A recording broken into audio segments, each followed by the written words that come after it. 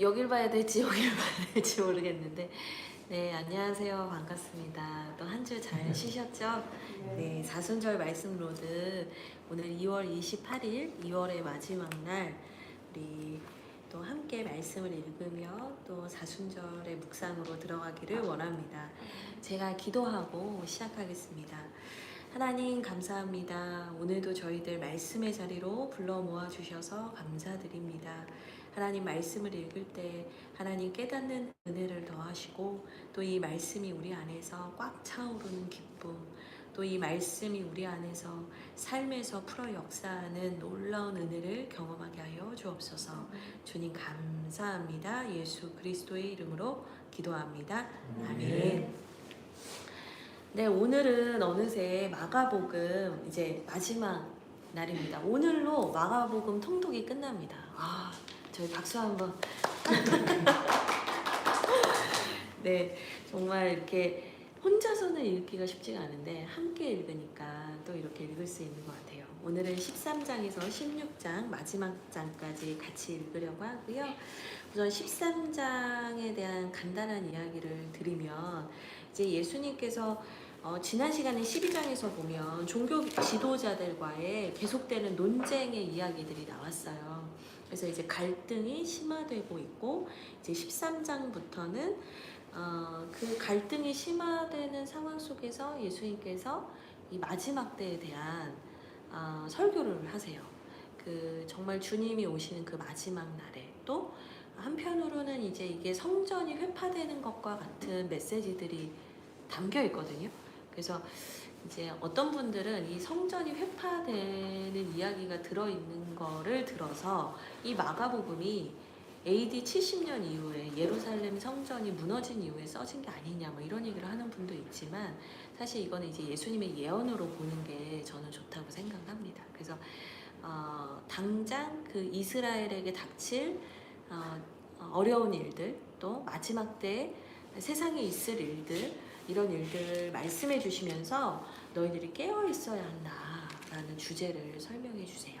우리 같이 13장 함께 읽도록 하겠습니다. 같이 읽겠습니다. 시작. 예수께서 성전에서 나가실 때 제자 중 하나가 이르되 선생님이여 보소서, 이 돌들이 어떠하며 이 건물들이 어떠하니까? 예수께서 이르시되 네가 이 큰 건물들을 보느냐? 돌 하나도 돌 위에 남지 않고 다 무너뜨려지리라 하시니라. 예수께서 감난산에서 성전을 마주대하여 앉으셨을 때 베드로와 야고보와 요한과 안드레가 조용히 묻되 우리에게 이르소서, 어느 때 이런 일이 있겠사오며 이 모든 일이 이루어지려 할 때 무슨 징조가 있사오리이까?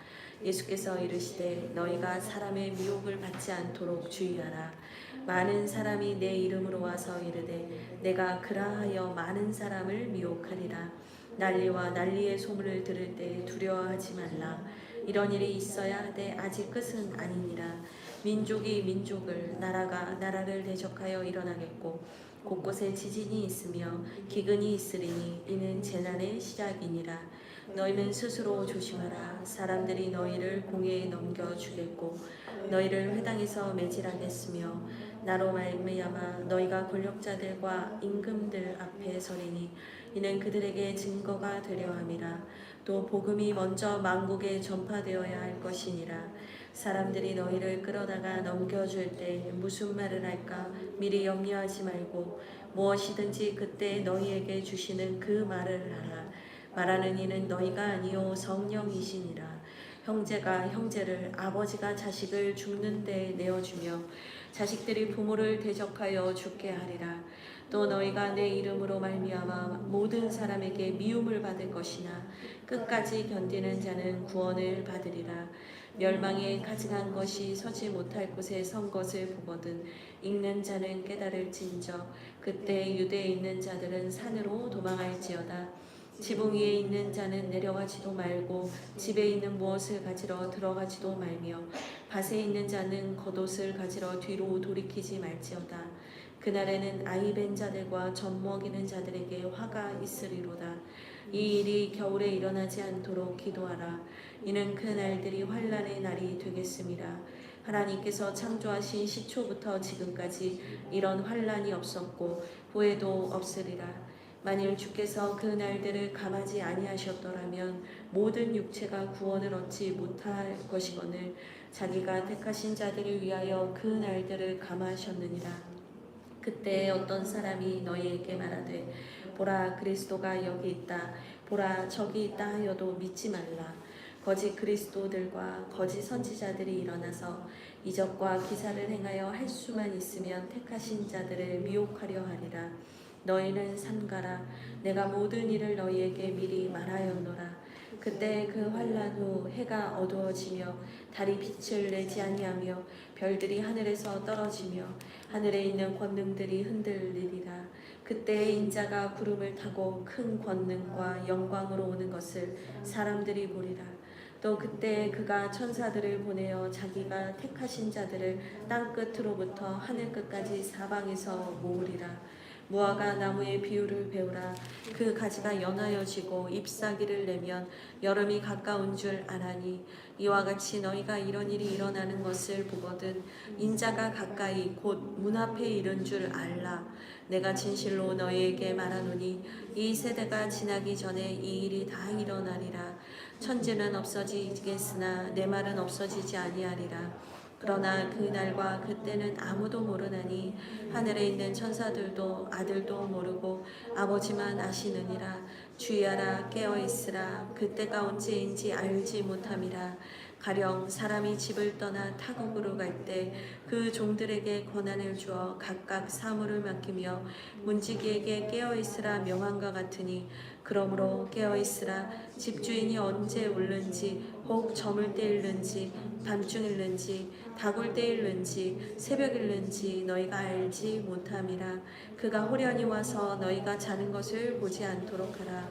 깨어있으라. 내가 너희에게 하는 이 말은 모든 사람에게 하는 말이니라 하시니라. 아멘.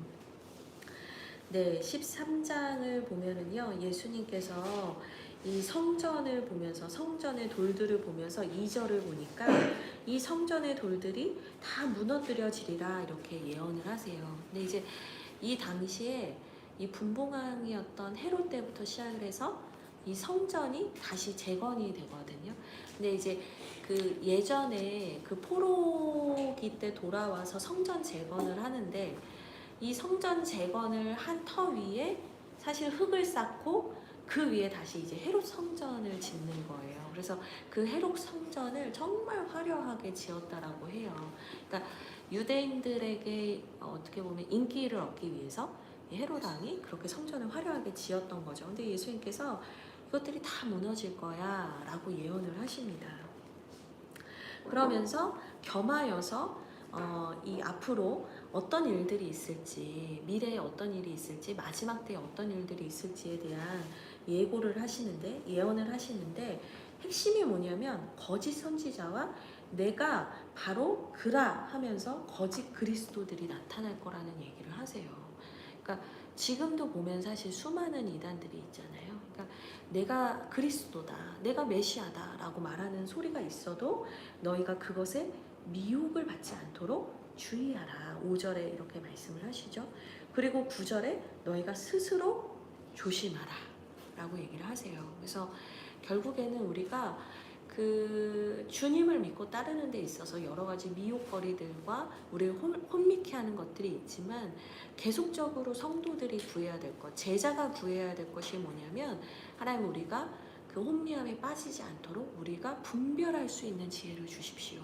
이렇게 기도할 수 있어야 됩니다. 그래서 사람들에게 어떤 기적과 이사가 있다라고 해서 사람들의 말에 흔들리는 것이 아니라 우리가 주님의 이 말씀을 명심하면서 우리의 신앙을 잘 지켜가야 합니다. 중요한 건 뭐냐면 10절을 보시죠. 10절에 복음이 먼저 만국에 전파되어야 할 것이다 이렇게 얘기를 하시거든요. 그러니까 그 예수님께서 온 열방 가운데 복음이 전파된 후에야 오신다라는 약속을 해주셨어요. 그러니까 사실 그 시간에 대해서는 아무도 모른다. 아버지만 아신다. 그런데 너희는 그 복음이 전파될 때 그 마지막 때가 온다라는 것을 기억하면서 정말 복음을 증거하고 너희의 삶을 삼가 제자의 삶을 삼가 지키라고 말씀해 주고 계시는 거죠. 네, 그래서 이 내용이 많이 나와요. 13장이 대부분 다 이런 이야기입니다. 그래서 계속적으로 반복하시는 얘기는 33절에도 보시죠. 예, 주의하라, 깨어있으라, 예, 조심해라, 깨어있으라, 미혹받지 마라. 계속 같은 이야기를 하세요. 그래서 우리가 주님의 때를 아는 분별력을 구해야 될 것 같습니다. 특별히 에베소서 5장 16절 너희가 세월을 아끼라 때가 악하다 이 말씀과도 연결하여서요 우리가 그 주님의 때를 기다림으로 우리의 삶을 돌아보아야 할 것 같습니다. 돌아보아야 합니다. 네, 이제 14장을 함께 읽겠습니다. 같이 읽겠습니다. 시작. 이틀이 지나면 유월절과 무교절이라 대지사장들과 서기관들이 예수를 흉계로 잡아 죽일 방도를 구하며 이르되 밀란이 날까 하노니 명절에는 하지 말자 하더라. 예수께서 베다니 나병 환자 시몬의 집에서 식사하실 때 한 여자가 매우 값진 향유 곧 순전한 나드 한 옥합을 가지고 와서 그 옥합을 깨뜨려 예수의 머리에 부으니 어떤 사람들이 화를 내어 서로 말하되 어찌하여 이 향유를 허비하는가. 이 향유를 300데나리온 이상에 팔아 가난한 자들에게 줄 수 있었겠도다 하며 그 여자를 책망하는지라. 예수께서 이르시되 가만두라. 너희가 어찌하여 그를 괴롭게 하느냐. 그가 내게 좋은 일을 하였느니라. 가난한 자들은 항상 너희와 함께 있으니 아무 때라도 원하는 대로 도울 수 있거니와 나는 너희와 항상 함께 있지 아니하리라. 그는 힘을 다하여 내 몸에 향유를 부어 내 장례를 미리 준비하였느니라. 내가 진실로 너희에게 이르노니 온 천하에 어디서든지 복음이 전파되는 곳에는 이 여자가 행한 일도 말하여 그를 기억하리라 하시니라. 12 중에 하나인 가룟 유다가 예수를 넘겨주려고 대제사장들에게 가매 그들이 듣고 기뻐하여 돈을 주기로 약속하니 유다가 예수를 어떻게 넘겨줄까 하고 그 기회를 찾더라.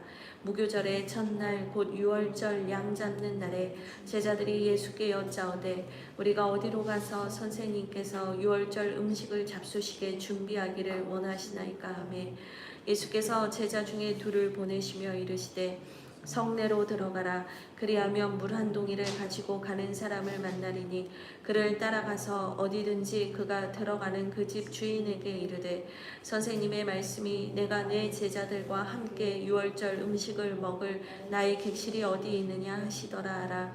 그리하면 자리를 펴고 준비한 큰 다락방을 보이리니 거기서 우리를 위하여 준비하라 하시니 제자들이 나가 성내로 들어가서 예수께서 하시던 말씀대로 만나 유월절 음식을 준비하니라. 저물매 그 12를 데리시고 가서 다 앉아 먹을 때 예수께서 이르시되 내가 진실로 너희에게 이르노니 너희 중에 한 사람 곧 나와 함께 먹는 자가 나를 팔리라 하신대 그들이 근심하며 하나씩 하나씩 나는 아니지요 하고 말하기 시작하니 그들에게 이르시되 12 중에 하나 곧 나와 함께 그릇에 손을 넣는 자니라. 인자가 자기에 대하여 기록된 대로 가거니와 인자를 파는 그 사람에게는 화가 있으리로다. 그 사람은 차라리 나지 아니하였더라면 자기에게 좋을 뻔하였느니라 하시니라. 그들이 먹을 때 예수께서 떡을 가지사 축복하시고 떼어 제자들에게 주시며 이르시되 받으라 이것은 내 몸이니라 하시고 또 잔을 가지사 감사하기도 하시고 그들에게 주시니 다 이를 마시매 이르시되 이것은 많은 사람을 위하여 흘리는 나의 피 곧 언약의 피니라. 진실로 너희에게 이르노니 내가 포도나무에서 난 것을 하나님 나라에서 새 것으로 마시는 날까지 다시 마시지 아니하리라 하시니라. 이에 그들이 찬미하고 감난산으로 가니라. 예수께서 제자들에게 이르시되 너희가 다 나를 버리라. 이는 기록된 바 내가 목자를 치리니 양들이 흩어지리라 하였음이니라. 그러나 내가 살아난 후에 너희보다 먼저 갈릴리로 가리라. 베드로가 여짜오되 다 버릴지라도 나는 그리하지 않겠나이다. 예수께서 이르시되 내가 진실로 내게 이르노니 오늘 이 밤 닭이 2번 울기 전에 네가 3번 나를 부인하리라. 베드로가 힘있게 말하되 내가 주와 함께 죽을지언정 주를 부인하지 않겠나이다 하고 모든 제자도 이와 같이 말하니라. 그들이 겟세마네라 하는 곳에 이름에 예수께서 제자들에게 이르시되 내가 기도할 동안에 너희는 여기 앉아 있으라 하시고 베드로와 야고보와 요한을 데리고 가실새 심히 놀라시며 슬퍼하사 말씀하시되 내 마음이 심히 고민하여 죽게 되었으니 너희는 여기 머물러 깨어 있으라 하시고 조금 나아가사 땅에 엎드려 될 수 있는 대로 이때가 자기에게서 지나가기를 구하여 이르시되 아빠 아버지여 아버지께서 모든 것이 가능하오니 이 잔을 내게서 옮기시옵소서. 그러나 나의 원대로 마시옵고 아버지의 원대로 하옵소서 하시고 돌아오사 제자들이 자는 것을 보시고 베드로에게 말씀하시되 시몬아 자느냐 네가 한 시간도 깨어 있을 수 없더냐. 시험에 들지 않게 깨어 기도하라. 마음에는 원이로되 육신이 약하도다 하시고 동일한 말씀으로 기도하시고 다시 오사 보신즉 그들이 자니 이는 그들의 눈이 심히 피곤함이더라. 그들이 예수께 무엇으로 대답할 줄을 알지 못하더라. 세 번째 오되 그들에게 이르시되 이제는 자고 쉬라. 그만 때가 되었다.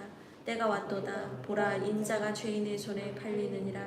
일어나라 함께 가자. 보라 나를 파는 자가 가까이 왔느니라. 예수께서 말씀하실 때 곧 12 중에 하나인 유다가 왔는데 대제사장들과 서기관들과 장로들에게 파송된 무리가 검과 뭉치를 가지고 그와 함께하였더라. 예수를 파는 자가 이미 그들과 군호를 짜 이르되 내가 입맞추는 자가 그이니 그를 잡아 단단히 끌어가라 하였는지라. 이에 와서 곧 예수께 나와 라피어 하고 입을 맞추니 그들이 예수께 손을 대어 잡거늘 곁에 서 있는 자 중에 한 사람이 칼을 빼어 내 제사장의 종을 쳐 그 귀를 떨어뜨리니라. 예수께서 무리에게 말씀하여 이르시되 너희가 강도를 잡는 것 같이 검과 뭉치를 가지고 나를 잡으러 왔느냐. 내가 날마다 너희와 함께 성전에 있으면서 가르쳤을 때 너희가 나를 잡지 아니하였도다. 그러나 이는 성경을 이루려 함이니라 하시더라. 제자들이 다 예수를 버리고 도망하니라. 한 청년이 벗은 몸에 배 혼이불을 두르고 예수를 따라가다가 무리에게 잡히매 배 혼이불을 버리고 벗은 몸으로 도망하니라. 그들이 예수를 끌고 대제사장에게로 가니 대제사장들과 장로들과 서기관들이 다 모이더라. 베드로가 예수를 멀찍이 따라 대제사장의 집들 안까지 들어가서 아랫사람들과 함께 앉아 불을 쬐더라. 대제사장들과 온 공회가 예수를 죽이려고 그를 칠 증거를 찾되 얻지 못하니 이는 예수를 쳐서 거짓 증언하는 자가 많으나 그 증언이 서로 일치하지 못함이라. 그 사람이 일어나 예수를 쳐서 들으니 손으로 지은 이 성전을 내가 헐고 손으로 짓지 아니한 다른 성전을 사흘 동안에 지으리라 하더라 하되 그 증언도 서로 일치하지 않더라. 대제사장들이 가운데 일어서서 예수에게 물어 이르되 너는 아무 대답도 없느냐. 이 사람들이 너를 치는 증거가 어떠하냐 하되 침묵하고 아무 대답도 아니하시거늘 대제사장이 다시 물어 이르되 네가 찬송받을 이의 아들 그리스도냐. 예수께서 이르시되 내가 그니라. 인자가 권능자의 우편에 앉은 것과 하늘 구름을 타고 오는 것을 너희가 보리라 하시니 대제사장이 자기 옷을 찢으며 이르되 우리가 어찌 더 증인을 요구하리요. 그 신성 모독하는 말을 너희가 들었도다. 너희는 어떻게 생각하느냐 하니 그들이 다 예수를 사형에 해당한 자로 정죄하고 어떤 사람은 그에게 침을 뱉으며 그의 얼굴을 가리고 주먹으로 치며 이르되 선지자 노릇을 하라 하고 하인들은 손바닥으로 치더라.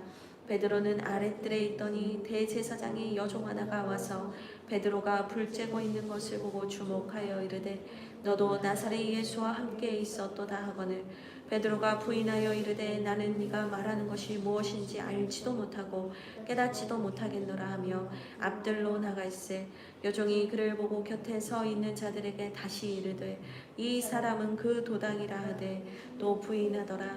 조금 후에 곁에 서 있는 사람들이 다시 베드로에게 말하되 너도 갈릴리 사람이니 참으로 그 도당이니라.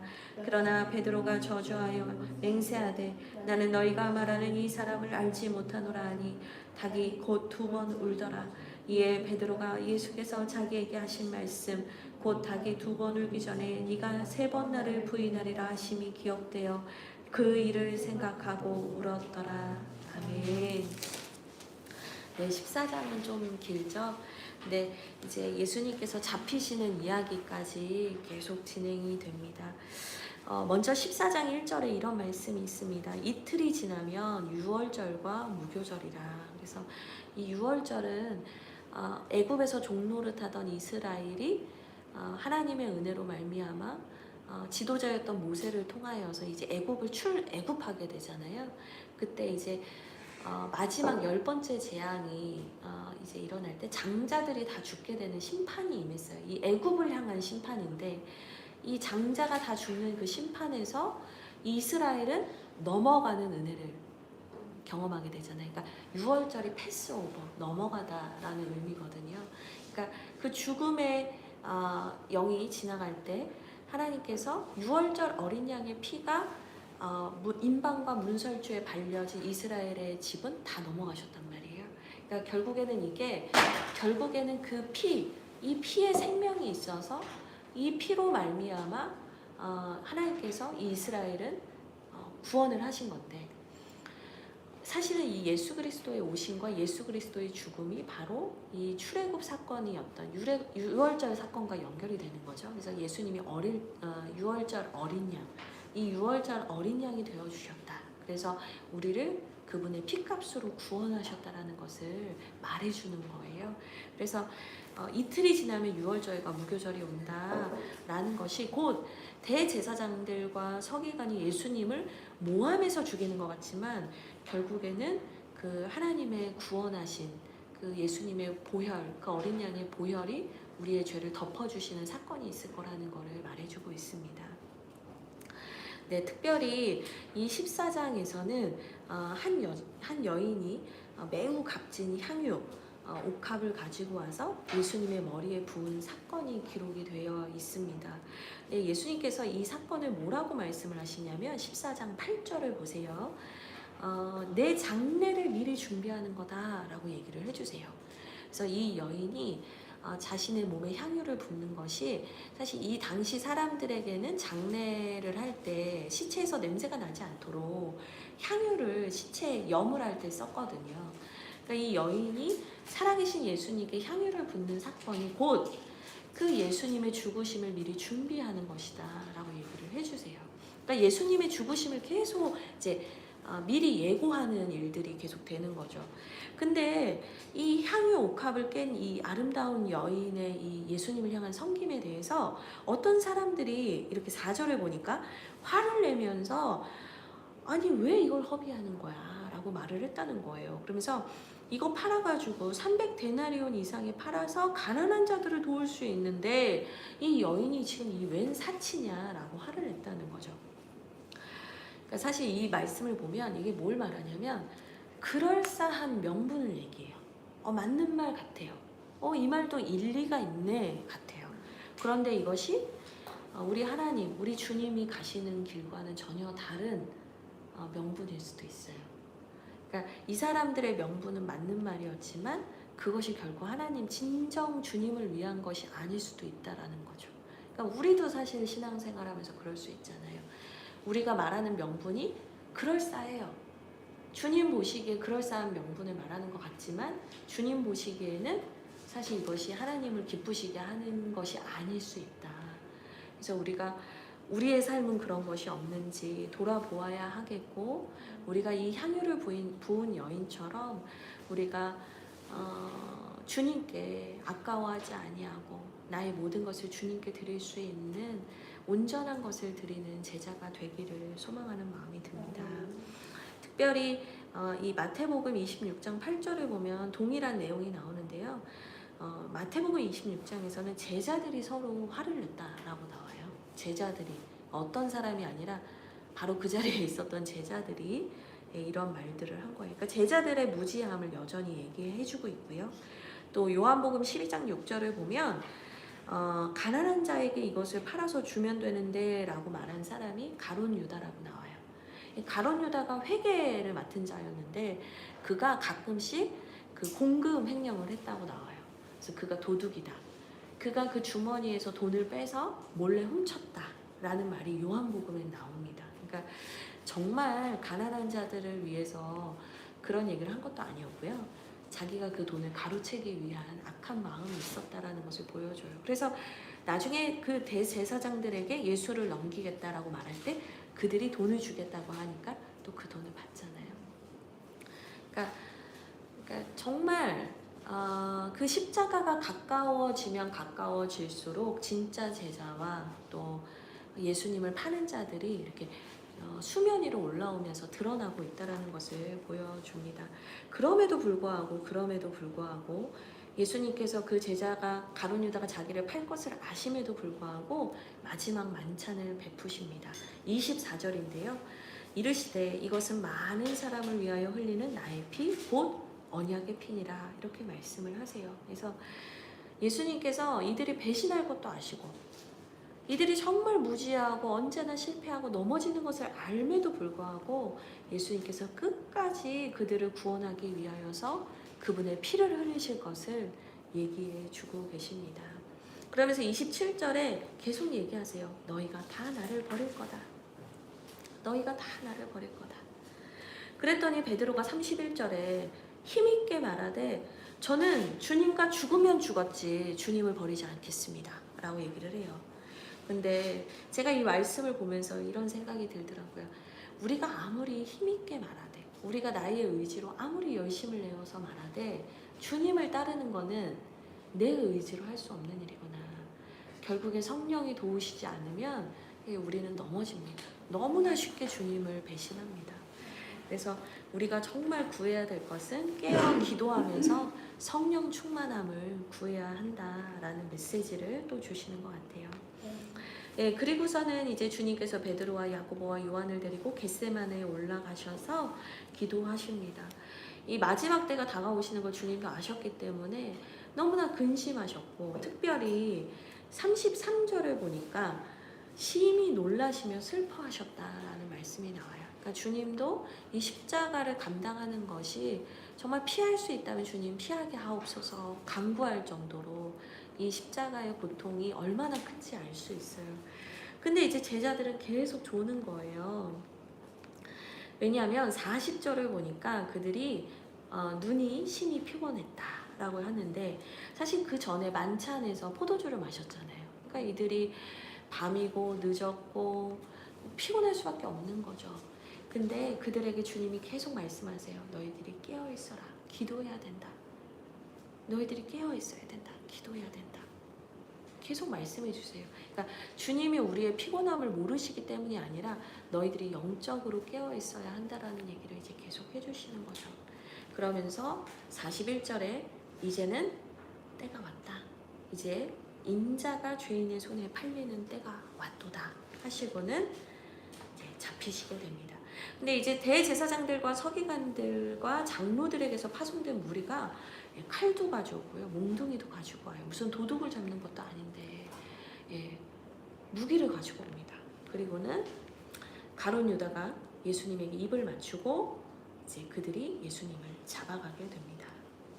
그런데 예수님께서 무슨 얘기를 하시냐면 내가 어쩔 수 없이 잡히는 것이 아니라 49절 그러나 이는 성경을 이루려 함이니라 말씀을 하세요. 그러니까 주님께서 잡히시는 것이 성경을 성취하는 것이다 라고 얘기를 해줍니다. 50절에 너무나 가슴 아프게도 제자들이 다 예수를 버리고 도망합니다. 그리고 51절 52절을 보니까 이거는 이제 마가복음에만 있는 내용인데요. 한 청년이 벗은 몸에 혼이불을 자다가 도망간 거죠. 혼이불을 두르고 있다가 이제 도망갔다. 심지어는 그 이불까지 버리고 도망갔다라는 얘기가 나오는데 이 청년이 이제 많은 분들은 마가의 이야기가 아니냐. 그러니까 마가가 자기의 그 수치스러웠던 그때를 고백한 거다라고 얘기를 해요. 그래서 사실은 이제 좋았던 거, 멋있었던 것만 기록을 하고 싶을 텐데 마가가 왜 이 이야기를 하냐면 우리도 이렇게 무지했고 우리도 이렇게 연약했습니다. 당신들도 흔들릴 때가 있을 겁니다. 그러나 우리가 이렇게 흔들리고 연약할지라도 끝까지 주님을 따라야 합니다. 라는 걸 이제 얘기하는 거죠. 네, 그래서 이제 예수님이 잡혀오셨어요. 그래서 대제사장의 집에 예수님을 잡아갑니다. 예, 그래서 대제사장이 집에서 막 신문도 하고 때리기도 하고 여러 가지 어려움들이 있는데 사실 예수님을 잡아 가둘 죄목이 없는 거예요. 근데 그 죄목이 없는 중에 58절을 보시면 사람들이 막 이 예수님을 막 이렇게 좀 뭐랄까요, 이 사람이 이런 죄를 지었습니다 막 이렇게 뭐라죠? 왜 단어가 생각이 안 날까? 투고하듯이 예수님을 막 계속 신고를 해요. 근데 뭐라고 하냐면 그가 성전을 헐고 손으로 짓지 아니한 다른 성전을 사흘 동안에 지으리라 말하더라. 이게 신성모독 아니냐 막 이런 얘기를 해요. 근데 지금 계속 성전이 허물어질 거다라는 얘기가 반복되어서 나온다는 걸 알 수 있어요. 그러니까 그게 실제로 그때도 말씀드렸지만 AD 70년경에 로마에 의해서 예루살렘 성전이 회파되는 것을 말하는 것과 동시에 지금 예수님께서 손으로 짓지 아니한 다른 성전은 그가 사흘 동안에 짓는다고 하더라 라고 했다는 그 예수님의 이야기를 전하는 거예요. 근데 사흘 만에 성전을 어떻게 짓겠어요? 사흘 만에 성전 절대 못 짓죠. 지금 대한민국이 집을 제일 빨리 짓기로 유명하지만 아무리 그래도 사흘 만에 못 짓거든요. 그러니까 이게 뭐냐면 예수님, 그러니까 예수님의 육체를 의미하는 거예요. 이 성전이 예수님의 몸이고 그분의 몸을 찢으셔서 그분의 몸을 헐어버려서 우리의 죄의 값을 용서해 주시고 그리고는 사흘 만에 그분께서 부활하실 것을 예고해 주고 있는 사건인 거죠. 어쨌든 무고하게 때리고 무고하게 모함하는 일들이 이어지는 상황에서 61절을 보시면 예수님께서 침묵하고 아무 대답도 안 하셨다라고 얘기를 합니다. 이것 또한 이사야 53장 7절에 이 말씀이 성취된 것을 말해요. 예수님께서 도살장에 끌려가는 양과 같이 잠잠하여 아무 말도 안 하셨다. 그것이 이사야 53장 7절에 예언되어 있는데 예수님께서 그들에게 말하지 않으세요. 그리고는 계속적으로 신성모독이다, 이 사람 죽여야 된다라고 할 때 예수님이 묵묵히 계시죠. 근데 이제 한편 예수님이 그 신문을 받으실 때 베드로가 대제사장의 집에 따라왔어요. 그래서 어떻게 되고 있나 이렇게 지켜보고 있는데 그 제사장의 여종이 베드로를 알아봐요. 67절에 너도 나사렛 예수와 함께 있었다. 그리고 70절에 너도 갈릴리 사람이니 참으로 그 도당이다 하면서 베드로를 알아보고 사람들에게 베드로도 잡아야 되는 것처럼 막 소문을 내는 거예요. 그랬더니 베드로가 막 저주하면서 맹세하면서 나는 몰라, 난 모르는 일이야 라고 말을 했는데 그 말이 끝나자마자 닭이 2번 울면서 자기가 3번 부인했다라는 것을 베드로가 알고 심히 울게 돼요. 이 누가복음을 보면 베드로와 예수님의 눈이 마주쳤다라는 표현이 나와요. 자기가 3번 부인하고 예수님과 눈이 마주쳐요. 베드로가 엉엉 우는 거예요. 내가 정말 예수님을 사랑한다고 생각했는데 내가 그 예수님을 결국은 배신하고 말았구나. 펑펑 눈물을 흘립니다. 네, 우리 15장 이제 같이 이어서 읽도록 하겠습니다. 새벽에 대제사장들이 즉시 장로들과 서기관들 곧 온 공회와 더불어 의논하고 예수를 결박하여 끌고 가서 빌라도에게 넘겨주니 빌라도가 묻되 네가 유대인의 왕이냐? 예수께서 대답하여 이르시되 네 말이 옳도다 하시매 대제사장들이 여러 가지로 고발하는지라. 빌라도가 또 물어 이르되 아무 대답도 없느냐? 그들이 얼마나 많은 것으로 너를 고발하는가 보라 하되 예수께서 다시 아무 말씀으로도 대답하지 아니하시니 빌라도가 놀랍게 여기더라. 명절이 되면 백성들이 요구하는 대로 죄수 한 사람을 놓아주는 전례가 있더니 밀란을 꾸미고 그 밀란 중에 살인하고 체포된 자 중에 바라바라 하는 자가 있는지라. 우리가 나아가서 전례대로 하여 주기를 요구한대 빌라도가 대답하여 이르되 너희는 내가 유대인의 왕을 너희에게 놓아주기를 원하느냐 하니 이는 그가 대제사장들이 시기로 예수를 넘겨준 줄 알미러라. 그러나 대제사장들이 무리를 충동하여 도리어 바라바를 놓아달라 하게 하니 빌라도가 또 대답하여 이르되 그러면 너희가 유대인의 왕이라 하는 이를 내가 어떻게 하랴. 그들이 다시 소리 지르되 그를 십자가에 못 박게 하소서. 빌라도가 이르되 어찌 미냐 무슨 악한 일을 하였느냐 하니 더욱 소리 지르되 십자가에 못 박게 하소서 하는지라.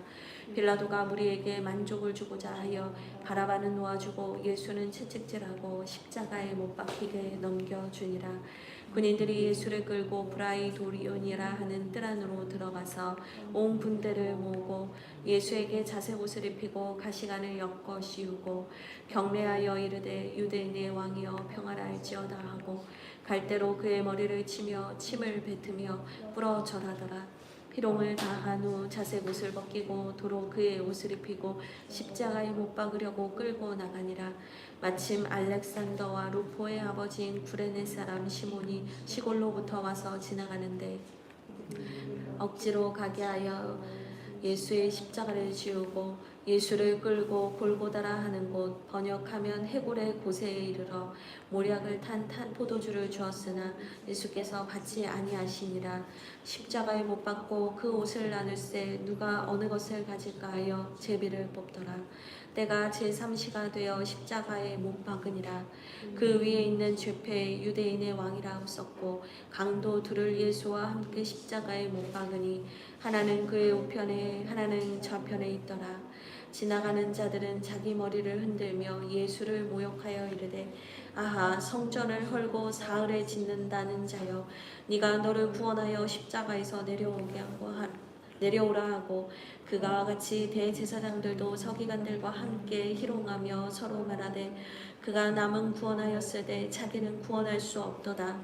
이스라엘의 왕 그리스도가 지금 십자가에서 내려와 우리가 보고 믿게 할지어다 하며 함께 십자가에 못 박힌 자들도 예수를 욕하더라.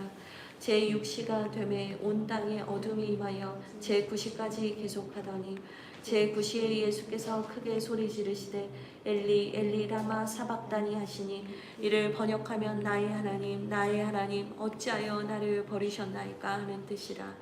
곁에 섰던 자 중 어떤 이들이 듣고 이르되 보라 엘리야를 부른다 하고 한 사람이 달려가서 해면에 심 포도주를 적시어 갈대에 깨어 마시게 하고 이르되 가만두라 엘리야가 와서 그를 내려주나 보자 하더라.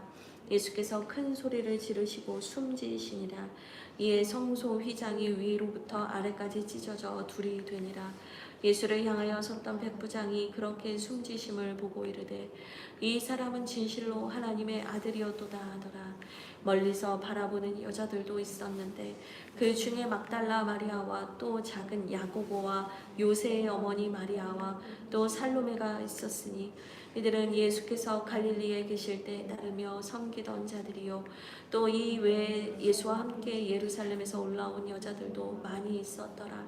이 날은 준비일 곧 안식일 전날이므로 저물었을 때 아리마대 사람 요셉이 와서 당돌이 빌라도에게 들어가 예수의 시체를 달라 하니 이 사람은 존경받는 공회원이요 하나님의 나라를 기다리는 자라. 빌라도는 예수께서 벌써 죽었을까 하고 이상히 여겨 백부장을 불러 죽은 지가 오래냐 묻고 백부장에게 알아본 후에 요셉에게 시체를 내주는지라. 요셉이 세마포를 사서 예수의 이를 내려다가 그것으로 싸서 바위 속에 판 무덤에 넣어두고 돌을 둘려 무덤 문에 놓음에 요새의 어머니 마리아가 예수 둔 곳을 보더라. 아멘. 네, 베드로가 예수님을 부인하고 이제 새벽이 됐습니다. 15장 1절을 보니까 새벽에 대제사장들이 즉시 장로들과 서기관들 곧 온 공회와 더불어 의논하고 예수를 결박해서 이제 빌라도에게 끌고 가 넘겨주게 됩니다. 왜냐하면 이제 유대인들이 예수님을 죽이고 싶은데 어쨌든 로마의 통치를 받는 때이기 때문에 이 빌라도 총독에게 이 문제를 넘겨야 됐던 거예요. 그래서 이제 빌라도에게 넘기죠. 그래서 빌라도가 예수님을 신문을 해요. 그리고 대제사장들도 여러 가지로 막 고발을 하는 거죠. 그런데 이제 빌라도가 봤을 때 예수님에게 죄가 없는 거예요. 그래서 예수님한테도 네가 너를 항변해라, 너에 대해서 변호해라 라고 하는데 5절입니다. 예수께서 다시 아무 말씀으로도 대답하지 않는 거예요. 그러니까 이 빌라도가 그걸 보고 놀랍게 여겼다라고 얘기를 합니다. 사실 우리가 억울한 일을 겪거나 모함을 당하거나 내가 정말 힘든 일을 겪을 때 우리가 어떻게든 내 억울함을 막 말하고 내 지금 상황을 막 그 억울함을 밝히려고 사람들이 정말 안간힘을 쓰잖아요. 근데 예수님께서 아무 말도 하시지 않는 거예요. 네. 그러니까 이 예수님의 이 모습을 보면서 뭐 항상 그런 것은 아니겠지만 때로는 하나님께서 우리에게 침묵하라 하실 때, 하나님께서 우리에게 너의 입술을 지키라 하실 때, 때로는 우리가 우리의 입술을 지키는 것도 필요한 일인 것 같아요. 예수님이 그 앞에서는 논쟁까지 하셨잖아요. 너무나 말씀을 잘 하시잖아요. 근데 그것이 필요할 때도 있으나 때로는 그 순간에 그 하나님의 계획하심과 그 하나님의 일을 이루기 위하여서 침묵해야 하는 때도 있는 거죠. 우리에게도 이것은 우리의 삶에서도 제자의 삶에서도 가르침을 주시는 것 같아요. 어쨌든 주님께서 아무 말씀을 하지 않습니다. 그리고는 백성이 이제 명절이 되면 백성이 요구하는 대로 이제 사면을 해주는 일이 있는 거예요. 우리도 뭐 강복절 특사 뭐 이런 것처럼 사면해주는 일이 있는데 이 빌라도가 볼 때 이 예수님을 놓아주고 싶은 거예요. 죄가 없어 보이니까. 근데 이 제사장들과 무리들이 밀란 중에 살인을 하고 체포된 바라바라 하는 자를 대신 풀어달라고 이 무리가 요구하는 겁니다. 빌라도도 알았어요. 10절을 보시죠. 빌라도가 볼 때 대제사장들이 시기로 예수를 넘겨준 줄을 알았기 때문에 사실은 빌라도는 예수님을 풀어주고 싶었던 거죠. 근데 계속 이제 무리를 충동해서 막 외치는 거예요. 바라바를 풀으라고. 살인을 하고 누군가를 해를 입힌 사람을 대신 풀어주고 죄가 없는 예수님을 죽이라고 이 무리가 소리를 지르고 흥분하고 대제사장들이 그거를 충동질하고 있는 상황이에요. 그러니까 이것이 하나님 보시기에 얼마나 가슴 아픈 일이었겠어요. 그런데도 예수께서 우리 예수님은 아무런 항변을 하지 않습니다. 그리고 빌라도가 15절에 무리에게 만족을 주고자 해서 무리를 기쁘게 하기 위해서 결국엔 예수님을 넘겨주고 십자가형에 처하게 됩니다. 그곳에서도 채찍을 맞으시고요. 조롱을 당하시고요. 근데 예수님께서 끊임없이 받는 조롱이 뭐냐면 네가 유대인의 왕이면 너를 구원해라. 계속 그 얘기를 하는 거예요. 30절에도 한번 보시죠. 네가 너를 구원해라. 네. 31절에 그가 남은 구원한다고 하면서도 자기는 구원하지 못하네. 뭐야? 에이. 자기 자신도 구원 못하면서 네가 누굴 구원하겠어? 이렇게 막 비아냥댔던 거예요. 32절에 이스라엘의 왕인 그리스도가 지금 십자가에서 내려와서 우리로 하여금 보고 믿게 해라. 막 네가 메시아면 너를 구원해봐라. 막 사람들이 엄청 조롱을 하는 거죠. 그런데도 예수님은 말씀하지 않습니다. 근데 지금 이 예수님을 십자가에 못 박고 예수님을 조롱하는 무리들의 이 외침이 사실은 우리의 기도일 때가 되게 많아요.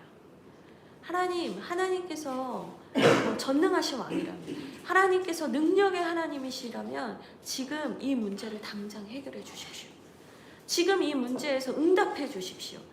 32절처럼 지금 우리를 이 십자가에서 당장 내려주십시오. 그리고 내 눈에 보여주시고 제가 믿을 수 있게 해주십시오라고 우리도 외칠 때가 너무 많은 거예요. 그런데 예수님께서 그 어리석은 우리의 기도에 응답하시지 않을 때가 있잖아요. 근데 그게 지금 내려와서 예수님이 내가 얼마나 강한지 너희한테 보여주겠어. 그것이 우리를 위한 것이 아니라 그분이 피를 흘려 물과 피를 쏟으시고 우리를 구원하시고 우리를 영원한 죄의 형벌에서 구원하시는 것, 우리를 지옥에서 생명으로 옮기시고 천국으로 옮기시는 것이 그분에게 더 중요한 일이기 때문에 그분이 그러실 수가 없는 거죠. 능력이 없어서도 아니고 하나님의 팔이 짧아서 구원하지 못하심이 아니라 지금 우리에게 더 중요한 것을 이루시기 위해서 예수께서 이 모든 조롱과 희롱을 참으셨다는 거예요. 그러니까 우리도 이런 기도를 할 때 사실은 우리의 기도가 바뀌어서 주님 제가 힘듭니다. 예수님도 힘들다 하셨잖아요. 근데 주님 제 잔을 옮겨주셨으면 합니다. 그러나 제 뜻이 아니라 아버지의 뜻대로 하옵소서라는 그 주님의 기도를 배우는 것이 제자의 성화의 길이고 성숙의 길이겠죠. 여튼 주님께서는 그 마취제 같이 모략이라는 것을 탄 포도주를 주지만 받지도 않으세요. 온전히 그 고난을 감당하세요. 예, 온전히 고난을 감당하세요.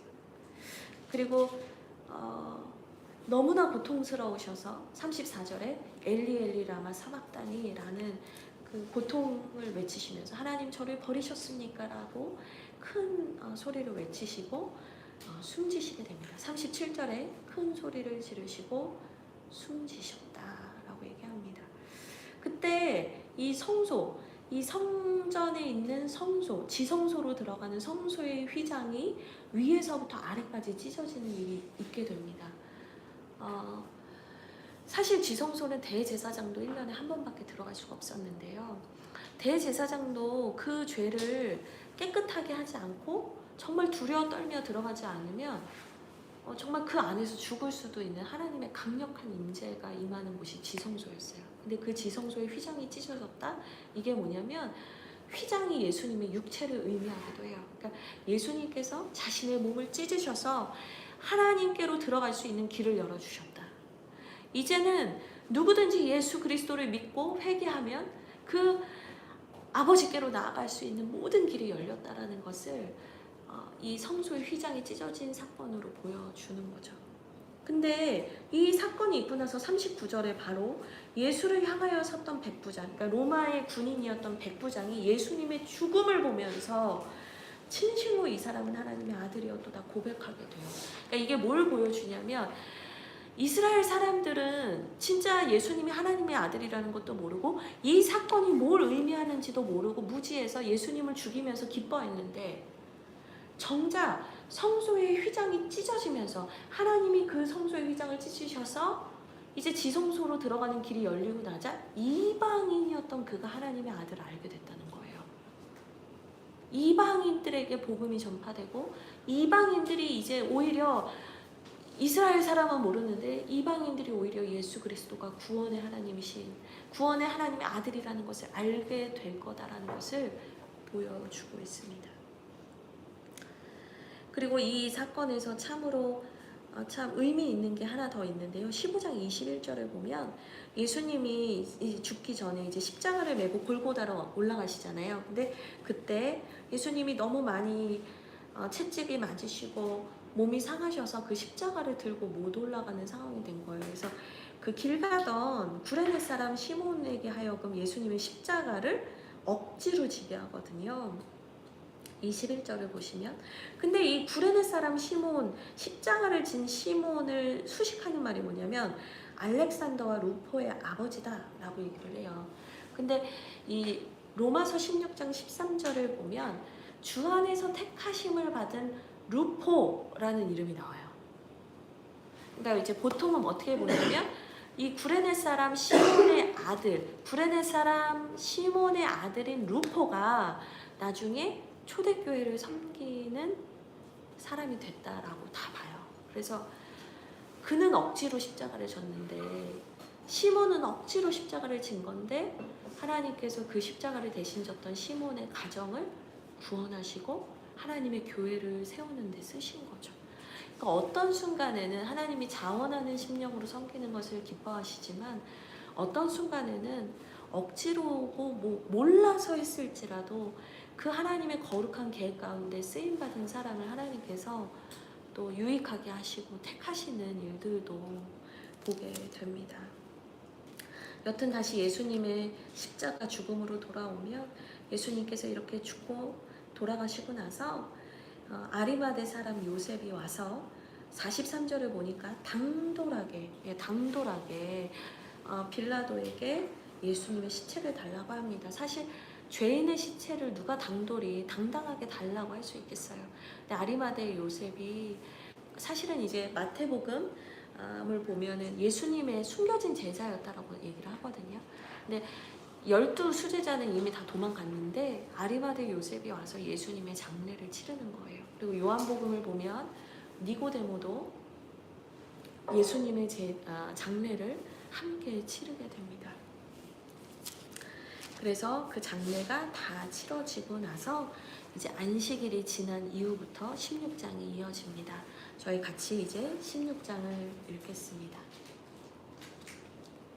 안식일이 지남에 막달라 마리아와 야고보의 어머니 마리아와 또 살로메가 가서 예수께 바르기 위하여 향품을 사다 두었다가 안식 후 첫날 매우 일찍이 해 돋을 때 그 무덤으로 가며 서로 말하되 누가 우리를 위하여 무덤 문에서 돌을 굴려주리오 하더니 눈을 들어본즉 벌써 돌이 굴려져 있는데 그 돌이 심히 크더라. 무덤에 들어가서 흰 옷을 입은 한 청년이 우편에 앉은 것을 보고 놀라매 청년이 이르되 놀라지 말라. 너희가 십자가에 못 박히신 나사렛 예수를 찾는구나. 그가 살아나셨고 여기 계시지 아니하니라. 보라, 그를 두었던 곳이니라. 가서 그의 제자들과 베드로에게 이르기를 예수께서 너희보다 먼저 갈릴리로 가시나니 전에 너희에게 말씀하신 대로 너희가 거기서 배우리라 하라 하는지라. 여자들이 몹시 놀라 떨며 나와 무덤에서 도망하고 무서워하여 아무에게도 아무 말도 하지 못하더라. 예수께서 안식 후 첫날 이른 아침에 살아나신 후 전에 7 귀신을 쫓아내어 주신 막달라 마리아에게 먼저 보이시니 마리아가 가서 예수와 함께하던 사람들이 슬퍼하며 울고 있는 중에 이 일을 알림에 그들은 예수께서 살아나셨다는 것과 마리아에게 보이셨다는 것을 듣고도 믿지 아니하니라. 그 후에 그들 중 2 사람이 걸어서 시골로 갈 때 예수께서 다른 모양으로 그들에게 나타나시니 2 사람이 가서 남은 제자들에게 알리었으되 역시 믿지 아니하니라. 그 후에 11 제자가 음식 먹을 때 예수께서 그들에게 나타나사 그들의 믿음 없는 것과 마음이 완악한 것을 꾸짖으시니 이는 자기가 살아난 것을 본 자들의 말을 믿지 아니함일러라. 또 이르시되 너희는 온 천하에 다니며 만민에게 복음을 전파하라. 믿고 세례를 받는 사람은 구원을 얻을 것이요 믿지 않는 사람은 정죄를 받으리라. 믿는 자들에게는 이런 표적이 따르리니 곧 그들이 내 이름으로 귀신을 쫓아내며 새 방언을 말하며 뱀을 집어 올리며 무슨 독을 마실지라도 해를 받지 아니하며 병든 사람에게 손을 얹은즉 나으리라 하시더라. 주 예수께서 말씀을 마치신 후에 하늘로 올려지사 하나님 우편에 앉으시니라. 제자들이 나가 두루 전파할세 주께서 함께 역사하사 그 따르는 표적으로 말씀을 확실히 증언하시니라. 아멘. 네, 이제 예수님께서 죽으셨고 장례까지 다 치렀습니다. 안식일이 지나서 막달라 마리아와 야고보의 어머니 마리아 또 살로메가 가서 예수님을 위한 향품을 준비해서 그 무덤으로 갑니다. 제자들은 다 도망갔고 연약한 여인들만 남아서 그 예수님의 곁을 지킨 거죠. 그리고 안식 후 첫날 일찍이 해가 돋을 때 무덤으로 갔는데 이제 여인들끼리 가면서 이런 얘기를 한 거예요. 3절에 누가 우리를 위해서 무덤에서 그 무덤 문을 열어줄 수 있을까? 그 큰 돌을 막아서 무덤을 막아놓은 상황인데 우리가 그거 할 수 있을까? 우리가 힘이 없는데 이제 이런 고민까지 했다는 거예요. 근데 갔더니 문이 열려 있고 빈 무덤만 있는데 거기에 흰 옷을 입은 한 청년이 앉아서 놀라지 마라. 십자가에 못 박히신 나사렛 예수 그리스도가 살아나셨다. 그는 살아나셔서 먼저 갈릴리로 가셨다. 너희가 거기서 그분을 뵐 수 있다. 그 천사의 예고를 받게 되는 거예요. 근데 이제 마가복음은 재밌는 게 8절을 보니까 여자들이 너무 놀라서 무서워서 아무 말도 하지 못했다라고 얘기를 해요. 도망쳤다. 그러니까 여기에서는 이 일이 얼마나 무서운 일인가, 두려웠는가. 처음에는 이제 부활이 기뻤던 게 아니라 두려운 일이었다라는 걸 알 수 있어요. 그리고 다른 성경을 보면 사실 이 무덤의 문을 경비하는 군인들이 지켰다라고 나오거든요. 그러니까 사실 이걸 뭐 제자들이 뭐 예수님의 시체를 훔쳐왔네, 예수가 죽었는데 부활한 척을 하는 거네 막 이런 얘기를 하는 사람도 있었지만 사실 다른 성경을 보면 분명히 격리를 지키고 있었다는 거예요. 근데 예수님은 사라진 거죠. 예수님 부활하셨다라고 마가복음은 이야기하고 있습니다. 그리고 예수님께서 안식 후 첫날 이른 아침에 9절을 보시면 7 귀신을 쫓아내 주신 막달라 마리아에게 먼저 보이십니다. 그래서 내가 살아났다라고 얘기하시는데요. 이 본문 연관되어 있는 함께 볼 수 있는 본문들 마태복음 28장과 요한복음 20장을 보면 이 장면이 너무나 감격적으로 묘사가 되어 있어요. 마리아야 마리아야 예수님이 그 여인을 부르시죠. 마리아도 선생님 하면서 이제 눈물을 보이죠. 여튼 이 모습을 보면서 예수님께서 부활하셔서 제자들에게 분명히 보이셨다라는 것을 말해주고 있어요. 그런데 이 마리아에게 이렇게 보이시고 마리아를 이렇게 만나주셨는데도 불구하고 11절에 제자들은 듣고도 믿지 않습니다. 그러니까 그 요한복음 말씀에서 너희가 보지 않고 믿는 자는 복이 되다 복되다 이런 말씀도 하시는데요. 결국에는 이것이 우리의 한계인 것 같아요. 우리의 이런 연약함, 우리의 믿음 없음을 예수님께서 이미 다 알고 계시는 거죠. 네, 그리고 나서 14절부터는 예수님께서 11제자가 있는 곳에 직접 친히 나타나세요. 그러면서 꾸짖으셨다라는 표현이 나와요. 이 마가복음만의 아주 독특한 표현이에요. 그래서 믿음이 없고 마음이 완악한 것을 꾸짖으셨다라고 얘기를 해요. 그러니까 주님께서 오늘도 우리에게 물으실 수 있는 거죠. 왜 너에게 믿음이 없느냐? 왜 너의 마음을 완악하게 하였느냐?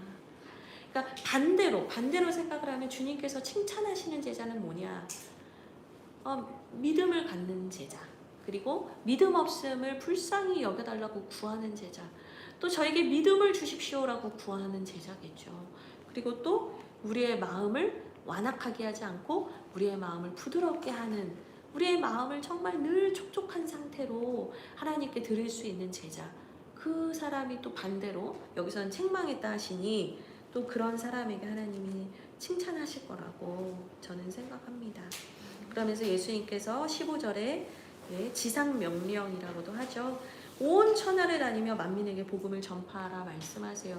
이 복음 전파의 사명은 몇몇 사도와 몇몇 제자들에게 하신 것이 아니라 우리 모두에게 주님께서 오늘도 하시는 명령이에요. 그래서 제가 보면 건강한 그리스도인, 건강한 교회는 복음 전도를 합니다. 저도 이제 복음 전도 이렇게 뭐 노방 전도도 많이 해보고 해봤지만요. 정말 신기한 게 뭐냐면 복음 전도를 할 때 가장 그 신앙에 불이 붙고 뜨거워져요. 그리고 하나님이 살아계시는 걸 가장 강력하게 느끼게 돼요. 근데 어떻게 보면 성도들이 점점 믿음이 쇠약해지고 정말 하나님을 멀리 떠나게 되고 세상의 정욕과 안목이 흔들리게 되는 유일한 이유는 뭐냐면 복음 전파하지 않기 때문이라는 생각이 전 들어요. 그러니까 복음 전파하면요 하나님이 살아계심 정말 생생하게 느낄 수 있거든요. 이 사명이 우리한테 부담이 아니라 생명력 있는 제자들을 일으켜 세우는 말씀이 되기를 주님의 이름으로 소망합니다. 네, 그리고 나서 믿는 자에게는 17절에 표적이 따를 것이고 귀신을 쫓아내고 방언을 말할 거고 뱀을 집어 올려도 상하지 않고 또 독을 마실지라도 해를 받지 않는다라는 이런 얘기를 하시는데요. 실제로 이제 이 마가복음은 표적과 기적, 이사, 예수님이 그것들을 많이 행하셨다라는 걸 설명했던 복음서잖아요. 그러다 보니까 제자들이 동일하게 그 예수님이 하시던 일을 하게 될 거라는 걸 말해주는 거죠. 그러니까 제자는 예수님이 했던 일을 전하기만 하는 사람이 아니라 전하면서 동시에 그 일을 행할 수 있는 사람이다. 하나님께서 예수님을 보내신 것처럼 예수님이 우리를 보내시는데 그냥 보내시는 것이 아니라 권능과 능력이 나타나게 하신다라는 거예요. 근데 왜 우리에게는 이런 일이 나타나지 아니하는가? 우리 일전에 마가복음 9장을 읽었죠. 기도 외에는 이런 이유가 나갈 수가 없느니라. 우리가 기도하며 우리가 믿음을 구할 때 겨자씨만한 믿음이라도 있을 때 이런 일들을 능히 주님께서 행하신다라는 것을 우리에게 마지막으로도 가르쳐 줍니다.